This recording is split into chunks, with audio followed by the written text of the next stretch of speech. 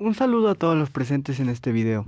En esta ocasión hablaremos de el modelo económico compartido y será presentado por mis compañeros de clase, Cázares Castro David Isaí, Domínguez Aguilera Ailín, Pérez Navarro Saúl Emiliano, Castellanos Navarro Dariana, Ayala Córdoba Diana Belén, Víctor Herrera Lara, Cruz Rubén, Cruz García, Jiménez Sánchez Yeshua, Navarrete Montier Oscar y Ayala Córdoba. Y sin más preámbulo, comencemos con los modelos económicos compartidos. El modelo de desarrollo compartido fue el plan implementado entre 1970 y 1976. Consistía en la combinación de un alto crecimiento económico con el reparto equitativo del ingreso. Sucesos históricos relevantes que sucedieron durante el modelo. 1970. Reforma electoral. Luis Echeverría gana elección presidencial. Se abroga el delito de disolución social. El 29 de enero de 1970, el gobierno mexicano reforma la ley electoral de 1951 para permitir que ciudadanos de 18 años cumplidos puedan votar en las elecciones gubernamentales. El 5 de julio de 1970, el candidato del Partido Revolucionario Institucional, PRI, Luis Echeverría Álvarez, gana las elecciones presidenciales. El Partido Popular Socialista, PPS, y el Partido Auténtico de la Revolución Mexicana, PAN, son parte de una coalición con el PRI que respalda la candidatura de Echeverría. El 1 de diciembre toma posesión como presidente. 1971. Liberación de presos políticos. Masacre estudiantil de Corpus Christi. El 13 de mayo de 1970 son puestos en libertad 23 presos políticos, entre ellos el escritor José Revueltas y el político Heberto Castillo, acusados en 1968 de sedición. La masacre de Corpus Christi, también conocida como el Halconazo, fue una matanza de estudiantes que se manifestaban en contra del gobierno de la Ciudad de México el 10 de junio de 1971, día de Corpus Christi. La represión comienza tras una marcha rumbo al Zócalo, la cual fue impedida por la policía y elementos antidisturbios, granaderos. Un grupo de choque entrenado por la Dirección Federal de Seguridad y la CIA, conocido como los Halcones, atacaron a estudiantes con palos de bambú y kendo para que los estudiantes los repelieran fácilmente. Los Halcones atacan de nuevo a los estudiantes con rifles de alto calibre durante un tiroteo que duró varios minutos. El número de muertos fue cerca de 120 personas. 1972. Muere el líder guerrillero Genaro Vázquez, Partido de los Pobres, masacre a militares de Guerrero. El 2 de febrero de 1972, en circunstancias misteriosas, se reporta la muerte de Genaro Vázquez Rojas, maestro normalista convertido en guerrillero y líder de la Asociación Cívica Nacional Revolucionaria, ACNR. Según la versión del gobierno, Vázquez muere después de que el vehículo en el que viaja se estrella en la carretera México-Morelia. Versiones contrarias a lo oficial apuntan a que el dirigente del movimiento guerrillero del estado de Guerrero fue eliminado por soldados mexicanos. 1973.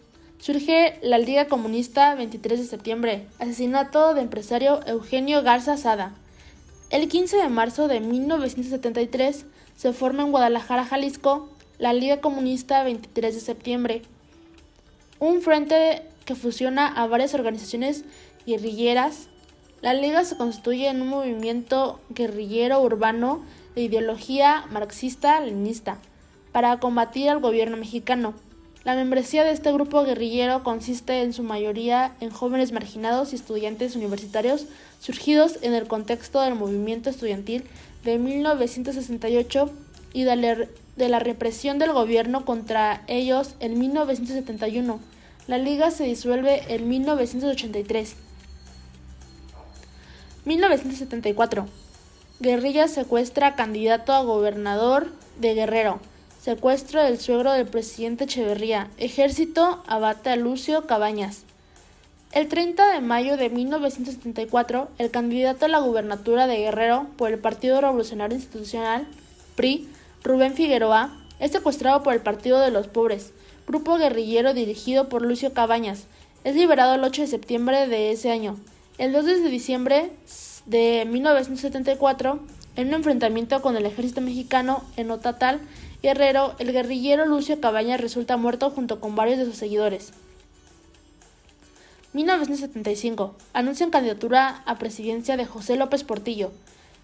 El 22 de septiembre de 1975, el Partido Revolucionario Institucional, PRI, da a conocer que su candidato a la presidencia de México es el titular de la Secretaría de Hacienda y Crédito Público, José López Portillo. 1976. José López Portillo elegido presidente director de diario Excelsior de puesto de evaluación del peso. El 4 de julio de 1976 es elegido como presidente de México José López Portillo, candidato del Partido Revolucionario Institucional. Ningún partido de oposición registra a un candidato para la presidencia, por lo cual López Portillo es el único candidato en las elecciones de 1976 que se postuló a la presidencia. Durante muchos años, de 1933 a 1982, la expansión de la economía nacional se asoció y recibió su mayor y más fuerte impulso del creciente y muy variada participación del Estado y de la protección frente a la competencia del exterior de la producción nacional, un modelo de crecimiento económico a base de la industrialización promovida por el Estado, que en el de las manufacturas se orientó, en buena medida, a la sustitución de importaciones. En esos 50 años, la tasa de crecimiento del PIB fue, en promedio, de alrededor de 6.5% al año en términos reales. El crecimiento fue sostenido. En ninguno de esos años dejó de crecer la economía y en muchos se pudo combinar con la estabilidad de los precios y del tipo de cambio. En otros, mejoró la distribución del ingreso. El 18 de febrero de 1982, la Secretaría de Hacienda se vio forzada a declarar la moratoria de pagos y a devaluar el circulante de 28.50 a 46 pesos por dólar, frenándose en 70 pesos, solo después de imponerse el cierre del mercado cambiario para atajar la escalada, la que inclusive sobrepasaría los 100 pesos por cada billete verde. El 1 de septiembre de 1982, día de su último informe de gobierno, habría de encarar a la ciudadanía para anunciarle el caos. Culpó de la debacle a los banqueros y a los sacadólares. No admitió tener que ver en el hundimiento financiero del país. Soy responsable del timón, pero no de la tormenta. Y de un plumazo nacionalizó la banca y decretó el control de cambios. Mas en el tenor de una rabieta desesperada, de un golpe de efecto, que en el de las medidas sopesadas y necesarias, lo que se vislumbró en su argumentación. Ya nos saquearon, México se ha acabado, no nos volverán a saquear.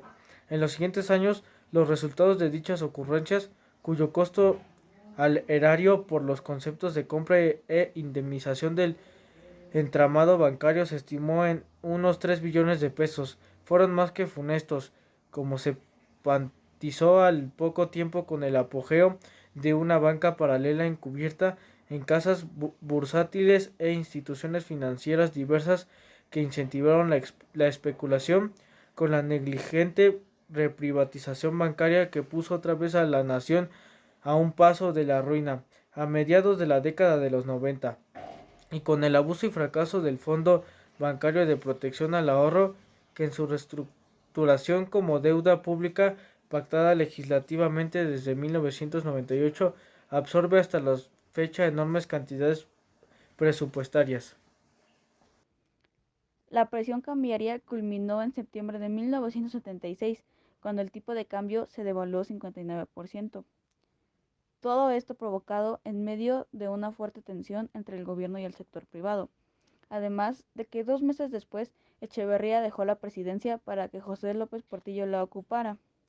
Con esto, el déficit de la balanza de pago disminuyó, pero algo pasó a inicios de 1978, ya que se descubrieron enormes yacimientos de petróleo en el sureste del país.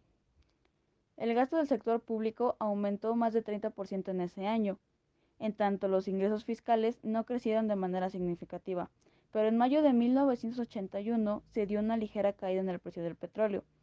Para febrero de 1982, el peso perdió casi la mitad de su valor frente al dólar, y por último, en septiembre, en el último año de gobierno de López Portillo, tomó la inesperada decisión de expropiar a los bancos comerciales. Instituciones relevantes fundadas durante el modelo compartido. Entre las principales instituciones sociales creadas están Instituto Mexicano del Comercio Exterior. Es la instancia del gobierno federal facultada para llevar a cabo la negociación, administración y defensa de los tratados y acuerdos. Su misión es contribuir al desarrollo, productividad y competitividad a la economía mexicana. También tenemos el Instituto Nacional para el Desarrollo de la Comunidad Rural y Vivienda Popular. Propone alternativas de atención que incorporan acciones para el fortalecimiento de las capacidades humanas en la sociedad rural. Su misión es desarrollar capacidades de la población rural y de profesionales e instituciones públicas, sociales y privadas mediante el diseño, impulso y coordinación de estrategias de educación. También tenemos el Consejo Nacional de Ciencia y Tecnología. Define estrategias, articula y coordina las capacidades nacionales de investigación científica, desarrollo tecnológico e innovación del país. Su misión es desarrollar y fortalecer las capacidades científicas, tecnológicas y de innovación nacionales a través del apoyo a proyectos directamente vinculados con las investigaciones en ciencias y humanidades. El Instituto Nacional del Consumidor también es una de ellas. Su misión es empoderar al consumidor mediante las protecciones efectivas del ejercicio de sus derechos y la confianza ciudadana. Ser una institución cercana a la gente afectiva y a la protección y defensa de las personas consumidoras es su visión. Desventajas del modelo económico compartido. Dentro de las desventajas o puntos negativos se encuentra que México entró en recesión. También que en 1971 el PIB registró el crecimiento más bajo desde 1956. Esto quería decir que México invertía más de lo que producía.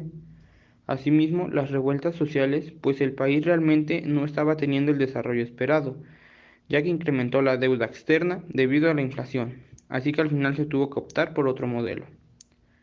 Definitivamente este modelo económico no alcanzó todos los objetivos que se planteó.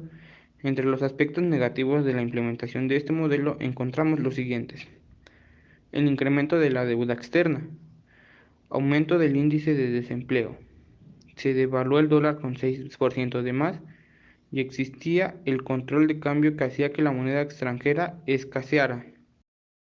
Bueno, a mí me tocó decir los presidentes que participaron en dicho modelo.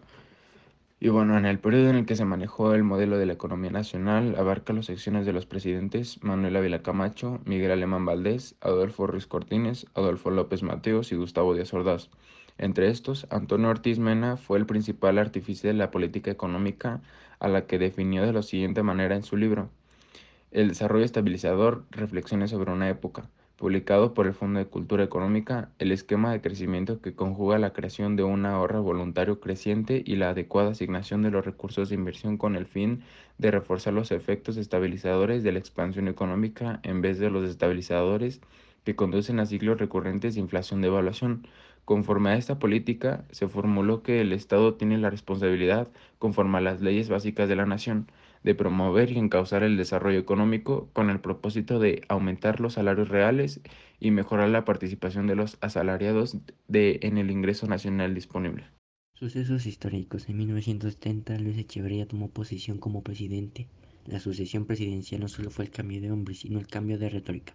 En palabras de la maestra Valeria Cepeda, el desarrollo compartido fue un plan de corte populista que buscaba compartir los beneficios del crecimiento y una alianza entre obreros y campesinos. En los primeros meses de la presidencia de Echeverría, el nivel de actividad económica estaba deprimido, en parte por el menor gasto gubernamental por ser inicio de sexenio. Para poner en marcha la economía se decidió llevar a cabo varios proyectos de inversión, aun cuando estos no fueran relevantes. El objetivo era aumentar la producción en el corto plazo. Para el año siguiente la recaudación aumentó, pero el gasto público se incrementó en más del doble, 10.4% contra 21.2%. El déficit fue cubierto en cierta medida por la emisión de billetes de Banco de México. Tanto la política fiscal como la política monetaria tuvieron un sesgo expansionista. El PIB creció 8.5% en ese año, a cual de 1974 a 1976 se duplicó. Ventajas del modelo compartido. Algunas ventajas fueron que se aumentó el apoyo del gobierno estatal al sector industrial. También hubo mayor apoyo al sector privado por parte del gobierno nacional. Al igual se estimuló la producción de bienes de capital y hubo una apertura del Instituto del Fondo Nacional de la Vivienda para los Trabajadores. el cual les dio la oportunidad a los obreros de comprar viviendas o remodelar los ya adquiridas. También hubo una reforma educativa que se basaba en el aprendizaje de nuevos oficios, así como también la apertura de nuevas universidades y centros de educación media. También estuvo el Plan Nacional de la Educación para Adultos y la enseñanza del idioma español a las diferentes etnias indígenas del país. Bueno, en conclusión, el modelo de desarrollo compartido fue un plan implementado por el presidente mexicano Luis Echeverría, que asumió el cargo en 1970. Incluye la combinación de un rápido crecimiento económico y una distribución de los ingresos. Su objetivo fue reducir la deuda externa del país, incorporar el sector laboral a todos los sectores productivos, acabar con la desigualdad social y rejuvenecer la actividad económica. Para ello buscó modernizar la industria y así lograr una mayor productividad. Como casi todas las políticas en nuestro hermoso México, esta política económica fue un rotundo fracaso por completo.